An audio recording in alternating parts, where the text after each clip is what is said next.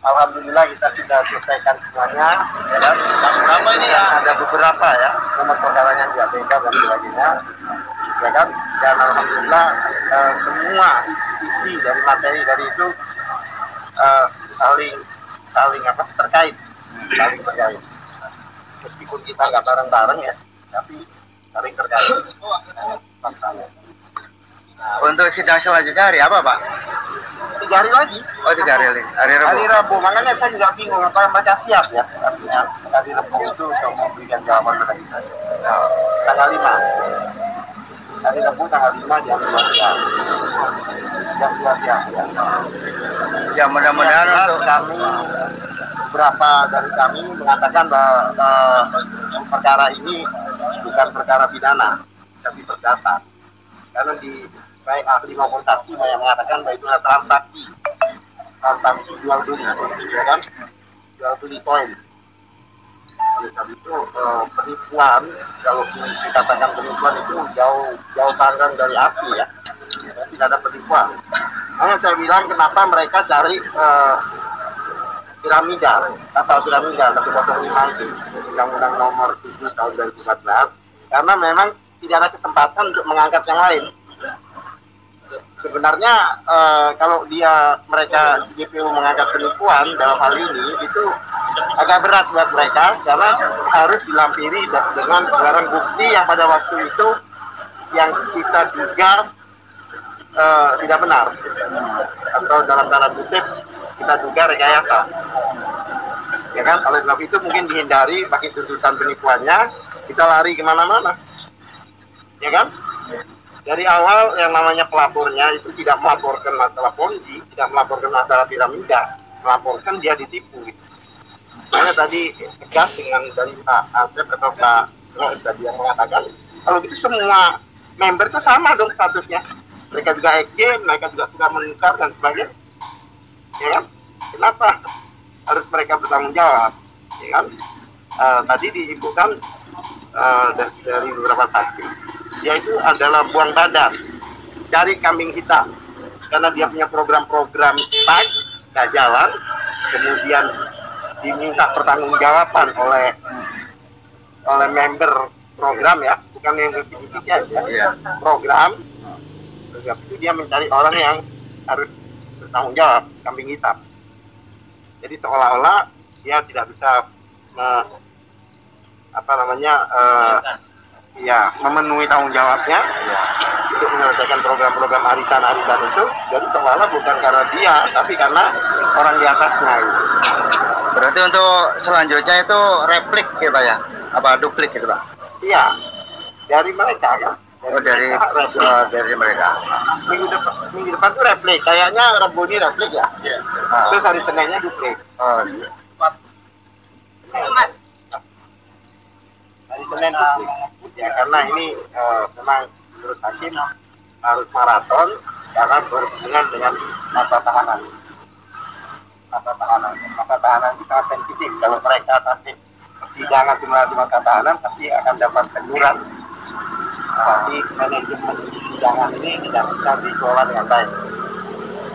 Boleh tanya Bang? Boleh dong.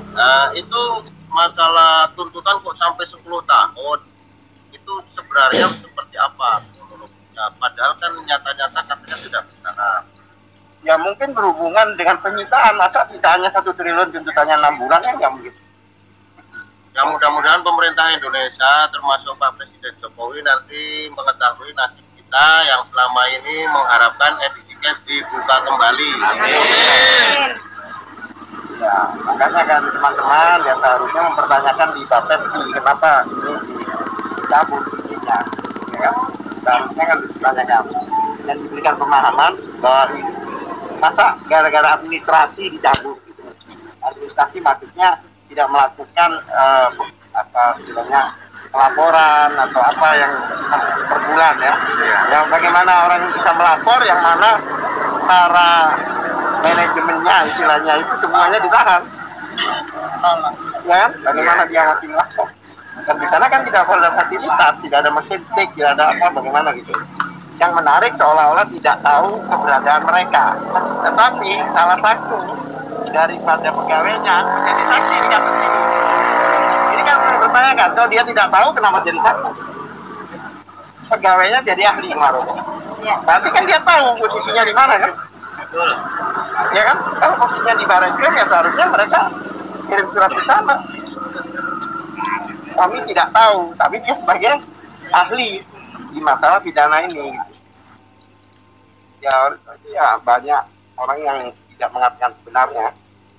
Nah, dari fakta persidangan itu terbuka bahwa banyak rekayasa yang dilakukan dari awal, bahwa katakan BAP-nya sudah jadi dan sebagainya, itu kan ada komunikasi itu kan. Kemudian ada mengatakan seolah-olah Suryani dalam 3 bulan itu bertanggung jawab ada kerugian, tanda kutip ya, kerugian Mulyana selama 30 tahun, 30 bulan, nggak masuk akal. Dia hanya 3 bulan, tapi suruh nanggung sejak September 2018. Ya, padahal itu kan ada beberapa orang sebelum itu. Kan begitu. Mungkin ada yang lain. Ini kan kasusnya mengenai apa? Kalau boleh dibilang pidana tapi perdata ya, Pak. Pidana. Ya maksudnya. Menurut kami ini beberapa dari pegawai teman ini, pembela belakang ini mengatakan bahwa ini ranah pidana, ranah perdata. Kenapa demikian? Karena ahli dari perdagangan pun, kemudian ahli yang kemarin mengaku sebagai ahli Ponzi apa itu mengatakan bahwa ini adalah transaksi koin, bahkan jual beli, yang mana menurut dia seharusnya perdata mereka. Ahli-ahli dari JPU itu yang mengatakan, bahkan ahli dari kita, ahli pidana kita juga mengatakan demikian, bahwa ini adalah transaksi. Karena ada transaksi pidana. Jadi tidak ada penipuan ya Pak? Ya buktinya mereka tidak menggunakan pasal penipuan. Piramida, buktinya bukan piramida juga ya? Tuntutan itu adalah dia membuktikan bahwa terbukti dakwaannya itu. Dakwaannya kan ada beberapa pasal, maksud penipuan, penggelapan dan sebagainya. Tapi faktanya dalam tuntutan dia ngambil pasal lain, pasal yang mungkin menurut mereka lebih aman karena tidak perlu pembuktian, tidak perlu didukung oleh barang bukti. Ya kan? Kalau penipuan kan barang buktinya mana? Jadi kemarin Bodong ada izinnya ya Pak ya? Semuanya lengkap, izin ada, bahkan sampai di tiket itu sendiri yang luku-lukunya itu kan didaftarkan di hak cipta ya, ya kan? Berarti selama ini ada berita investasi bodong itu tidak benar. Loh, kalau ini kan AY ini kan hanya Arif Abdurrahman Yusuf itu kan hanya mempersiapkan fasilitas untuk bertransaksi, tidak mengumpulkan dana, karena dia sendiri begitu sudah dibuat aplikasinya itu dia sendiri member di situ. Dia member seperti yang lain, ya kan? Yang itu satu aplikasi, dan aplikasi itu kan banyak. Gojek aplikasi, Grab aplikasi, Shopee aplikasi, WhatsApp aplikasi, ya kan? Emangnya kalau sudah ada aplikasi itu pasti mengumpulkan uang ya tidak dong. Ya kan? Memang syaratnya kalau berhubungan dengan aplikasi itu masalah ITA, masalah apa? Internet. Ya, yang berhubungan dengan internet memang ranahnya Kementerian Info. Dan itu memang sudah dilakukan, sudah didaftarkan ke Kementerian Info. Ya kan? Jadi semua sudah resmi terdaftar ya? Sudah resmi terdaftar. Nah, sekarang begini, kalau memang ada kesalahan namanya investasi bodong, namanya investasi bodong itu adalah semua dirugikan. Bodong itu. Tapi ini kan enggak. Ibu dirugikan nggak Bu? Dari Diuntungkan.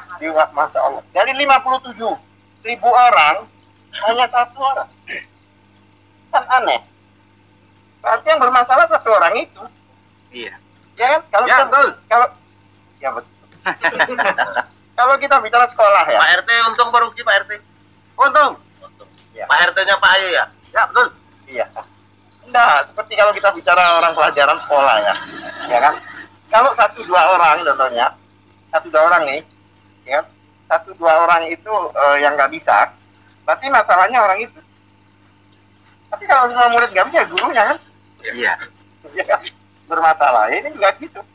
Kenapa dia melapor dengan alasan itu aja.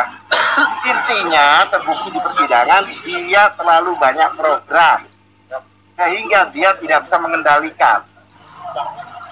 Banyak orang minta pertanggungjawaban, arisannya berhenti, ini berhenti, dia ada arisan mobil, ada umroh, ada haji, macam-macam. Uangnya nggak masuk ke isi semua. Dan oleh sebab itu, yang mana dia mengatakan dengan jelas bahwa sejak saya ikut di GGS dalam 6 bulan saya sudah bisa beli Fortuner. Tiap bulan saya memberi tanah. Nah itu pertanyaan uang dari mana? Dia dari member program dia kan? Ya kan? Iya betul Pak. Karena terlalu pede gitu loh. Ya benar kata teman-teman bahwa mereka pelapornya tidak tanda kutip ya, tanda kutip tidak sabar. Seandainya memang itu benar,